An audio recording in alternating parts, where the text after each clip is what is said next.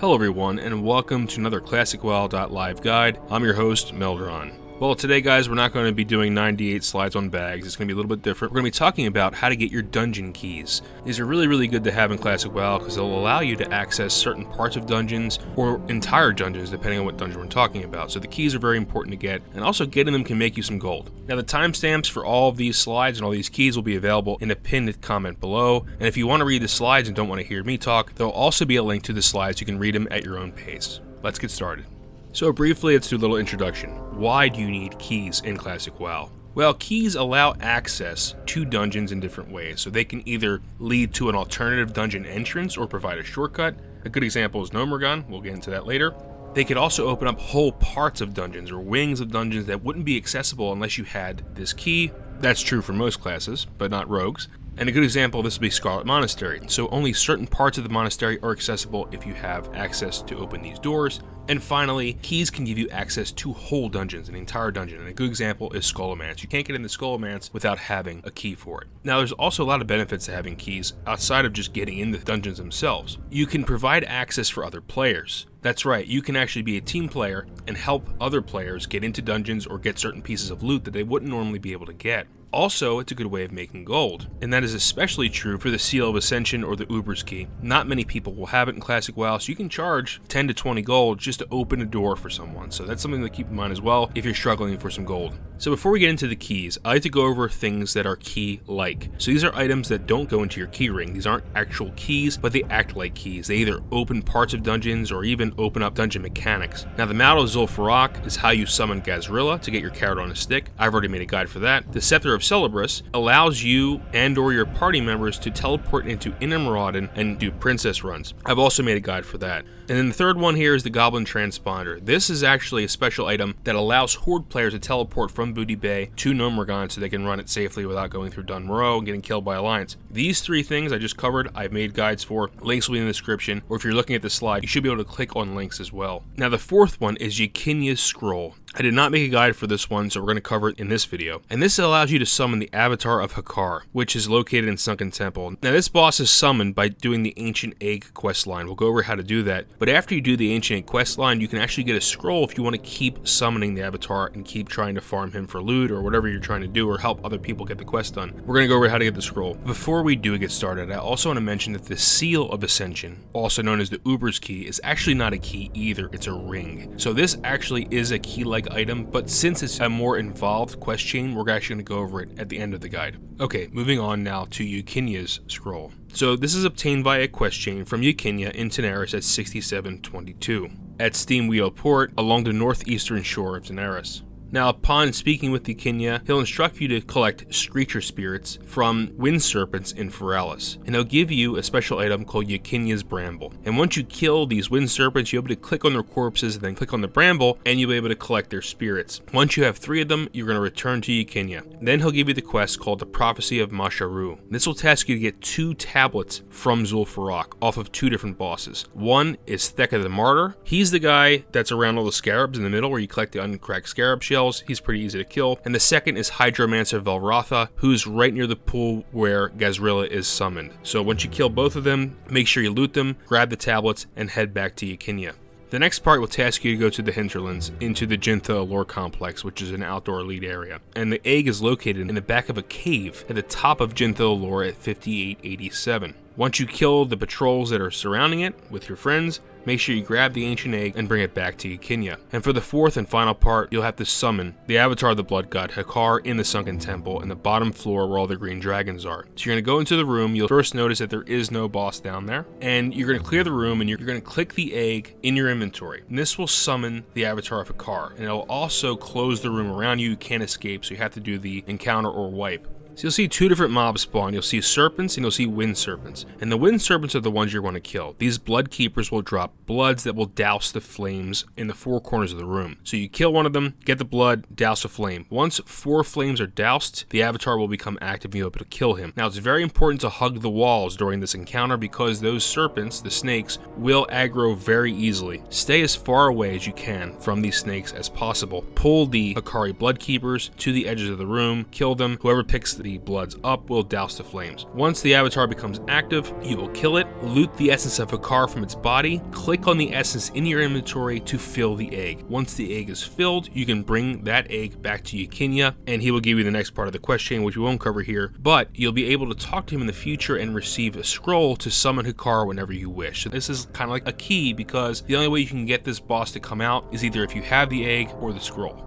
Alright, so let's move on to the first key on the list, the workshop key. And this key is obtained after killing Electrocutioner 6000, who's a boss in Gnomeregan, who is located at the top of a raised platform at 3247. Now this key opens up the back door of Gnomeregan, the workshop area. When you first go into Gnomeregan through the front door, you'll take the elevator down, and usually you go through the corridor and make a left and go to the main entrance. But if you make a right and go all the way back and keep going back, you'll enter a corridor that'll make a sharp left, and there will be a large door. If you have the key in your inventory, you can click on this and open it. And this will lead you to the end of the instance. Basically, you can bypass where the Electrocutioner usually is and go straight to Mechgineer Thermoplug. This also allows you to get quick access to the Crowd Pummeler boss, where you can farm manual Crowd Pummeler. So for druids, this is going to be really important if you want to do feral DPS. Now rogues, you can also lockpick this door if you have a lockpicking skill of 150 or higher. Next, we have the Scarlet key, which is probably the most popular key obtained in Classic WoW. It's very easy to obtain, and you get it in the Scarlet Monastery library after defeating Arcanist Doan, a level 37 elite, located at the end of the library at 4444. Now, after you defeat the Arcanist, behind him will be a small gray chest. Everyone can open it, everyone can loot the key. Now this key will open both the Scarlet Monastery Armory and the Scarlet Monastery Cathedral door, so you won't be able to actually go through those doors unless you have this key or you have a rogue with lockpicking skill at 175. Now this also opens another door in Stratholme, the Scarlet Hold, which is on the living side, and that lets you access the Scarlet area there and the final boss of that part of the dungeon. So this is really important to have, but you can also do it with a rogue with lockpicking skill of 275. Next, we have the Crescent key, which opens up both Dire Maul West and Dire Maul North. So these are 2 of 3 wings of Dire Maul. You can't access the majority of the dungeon if you don't have this key. Now, these doors are lockpickable by a rogue with max lockpicking, or 300. This also opens up the Chendralar Library or Study Room in DM North, which is important if you want to get those endgame trinkets. And there's also other things like Mage Water, you have to go in there as well. So there's a lot of reasons you might want to go into that library. This is required from an NPC drop from a boss named Pucelin. Now Pucelin is kind of unique. When you walk into Dire Maul North, if you go through the main entrance, you'll notice Pucelin is standing there and he's green to you. If you click on him, he will run away. As you keep clearing around the top portion, the top tier of Dire Maul East, you'll keep running into him, and every time you click on him, he will keep running away. So he'll do this for a total of 4 times until he runs down a corridor, and I gave you the route there on the map, so if you follow that route, you'll get to him. And once you scare him for the 4th time, he'll run up a platform, and you clear up to that platform, you'll notice he's just standing there. Now if you talk to him for the last time, so this is the 5th time you're talking to him, he'll actually turn red, he'll summon a bunch of other imps and attack you. It's very important to have your group ready for this encounter because he hits pretty hard, he has a Fire Nova effect, and those little imps can be really annoying. So clear those ads, kill Pucelin, he'll drop the Crescent key, and everyone can loot it. The next key is the Shadow Forge key, and this is obtainable via a quest chain that's pretty unique because you have to be dead in order to start this quest chain. That's right, you have to be dead. In the middle of Blackrock Mountain, where the chains are, and that island kind of in the middle that's suspended in the middle of Blackrock Mountain, in the heart of that structure is a tomb. Now if you go there when you're alive, you won't see anything, but if you go there when you're dead, if you run through there when you're dead, you'll see a ghost of Franclorn Forgerite. And if you talk to him while you're dead, he'll give you a quest that will start your adventure of getting the Shadow Forge key. Now this key will open many doors in Blackrock Depths and allow you to skip the lower levels of the dungeon, access the Ring of Law, and access the Grim Guzzler bar pretty quickly. It will also allow you to access lava runs much quicker. So let's get started on how to get it. Step 1 is to find Phineas Darkfire and kill him. Now he is located in the Hall of Crafting at 5342. And that's that room with all those rock elementals that kind of looks like an excavation site. So you go in there, you'll find him and kill him, and he'll drop a hammer called Ironfell. All you have to do is grab Ironfell, head back the way you came, go across the span, across that bridge, and go to the monument of Franclorn Forgerite. And if you clear the mobs around the monument, you'll click on the actual monument, and if you have Ironfell in your inventory, the key will pop out of its base. Everyone in your group that has the quest can do it, and now you have your Shadow Forge key.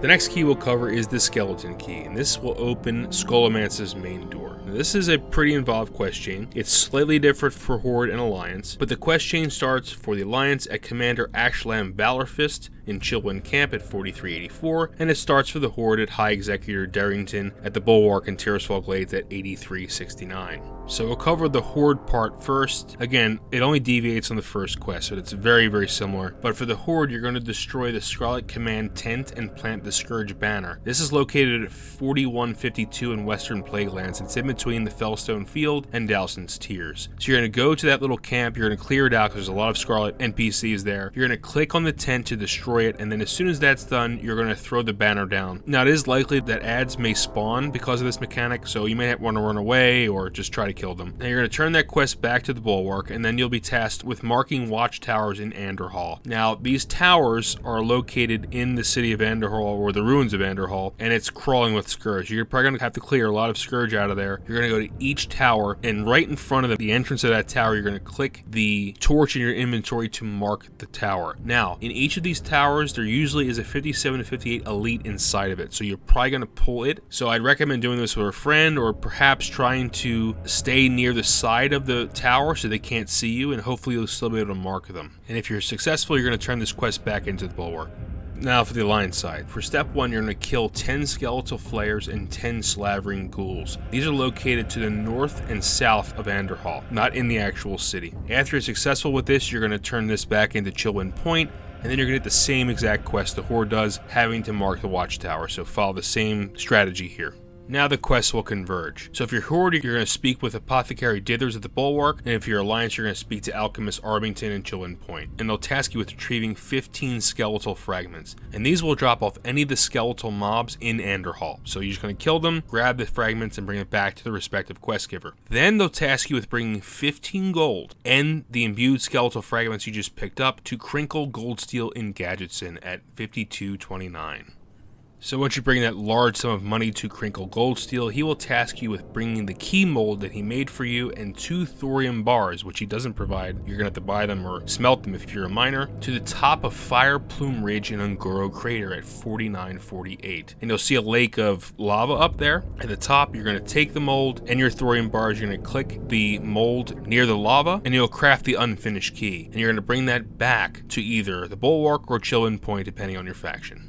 Last but definitely not least, you're tasked with destroying Araj the Summoner and loot his scarab. Now, Araj is a level 61 elite, has an entourage of Scourge around him located somewhat in the middle of Anderhall. I highly recommend having a group of 5 people to do this. You could try to pull him from far away and maybe not pull all of his other minions and kill him. And once you do kill him, he will drop the scarab. There's also another quest to kill Araj that's available to both factions. I highly recommend double dipping and getting both of these done. They should be available from the same quest NPCs that you got this quest chain from. After you loot the scarab, you're going to bring it back to either High Executor Darrington if you're Horde, or Commander Ashland Valorfist if you're Alliance, and congratulations, you've gotten your skeleton key. It only costs you 15 gold and 2 thorium bars. Next, we have the key to the city, which will allow you to open up the dead side of Stratholme, the East Wall Gate, which is the side entrance of Stratholme. And this will allow you to do those Strat undead runs, which are pretty nice if you're farming Robe of the Exalted, or maybe even trying to get your Ribandare Death Charger. This is acquired from a drop from a boss. His name is Magistrate Barthilus, who is located in Stratholme, dead side at 7164. He's level 58 elite, and he has a 100% chance to drop the key, but it's an uncommon quality item, so you're going to have to roll for it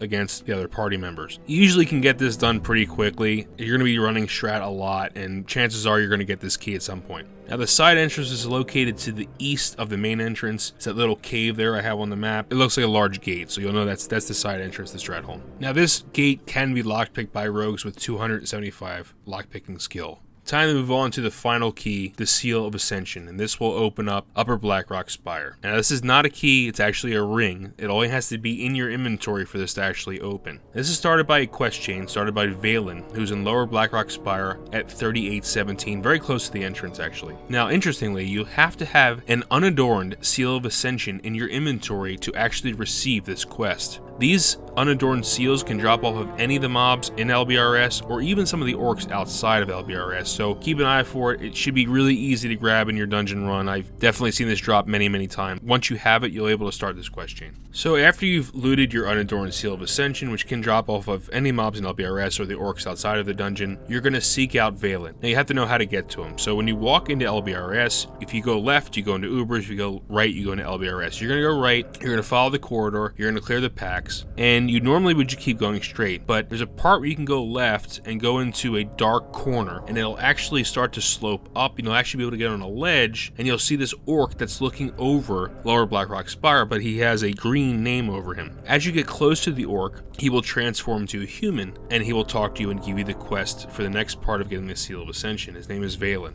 Now, Valen will task you with retrieving 3 more items: the Gemstone of Spirestone, the Gemstone of Smolderthorn, and the Gemstone of Bloodaxe. The first one is obtained from High Lord Armok at 2534, and he's in that ogre area. You go straight back, and you'll see him in that room with all the ogres. The next one is obtained by Warmaster Voon, who's in the lower part of Lower Blackrock Spire in the Troll area, and he will drop that. He's at 6762. And the last one is from the final boss of LBRS, Overlord Wormthlock, at 4662. So once you have these 3 things, you're going to bring it back to Valen. Now, these are not guaranteed drops. You may have to do LBRS multiple times to get all 3 of these gems. Now, unfortunately, that kind of sucks, but it's really good to get this key. It's a pain in the butt because it's hard to get LBRS groups, but you could potentially make some gold for key services, opening this door up for other groups. So once you have all 4 items, including the Unadorned Seal of Ascension, which you should have kept in your inventory, bring these back to Valen for your next task. After you turn all 4 things back to Valen, you'll accept the next quest and receive Valen's gift. Now, this is a box. When you open it up, it has 2 items inside of it: the Unforged Seal of Ascension and the Orb of Draconic Energy. And he tasks you with finding Emberstrife, who is a drake living in the extreme southern Duskwalla Marsh in a cave at 5788. Now, bring a group for this. I'd bring anywhere between 3 to 5 people. The more the merrier, because you're going to have to fight an elite, so help will definitely be a plus.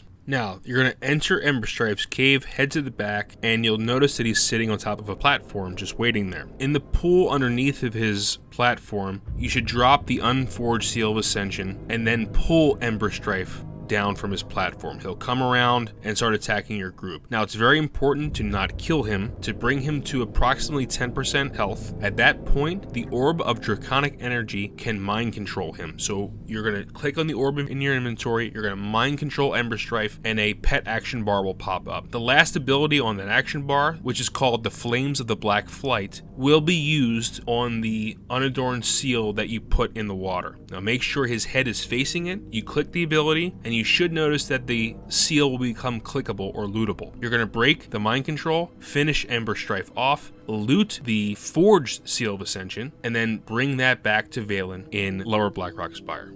And upon returning with the Forged Seal of Ascension, he will give you the Seal of Ascension ring. All you got to do is have it in your inventory, and you'll be able to open up the doors to Upper Blackrock Spire. Congratulations. Well, ladies and gentlemen, that does it for all the dungeon keys in Classic WoW. We will be going over raid attunements and keys later on in a different guide, but I'm glad you're stuck around for this one. I hope you learned something, and I hope this guide will help you get your keys come Classic WoW. If you like this content, leave a like below. If you enjoy the type of videos and guides we make, consider subscribing because we have a lot more guides coming, and we have a lot of other content, including streams that we do, DefTalk, which is a podcast that's listenable on Google Play, SoundCloud, Stitcher, and iTunes, and is also uploaded to YouTube. We have a Twitter, we have a Discord. If you want to be part of the DefCamp Melderon TV community, check out those links also in the description. Also, this guide, along with many other guides that will be created by people like you in the community and other content creators, will be uploaded to ClassicWoW.live. Definitely go check us out on there. Last but not least, I'd like to thank our patrons who make videos like this one possible. Thank you, patrons, for increasing the quality of our content and providing feedback to make better videos. If you're interested in becoming a patron, there will be a link in the description and also a clickable link at the end of the video. Thank you so much for watching. Keep on keybinding and grinding, and I hope to see you in Classic Azeroth.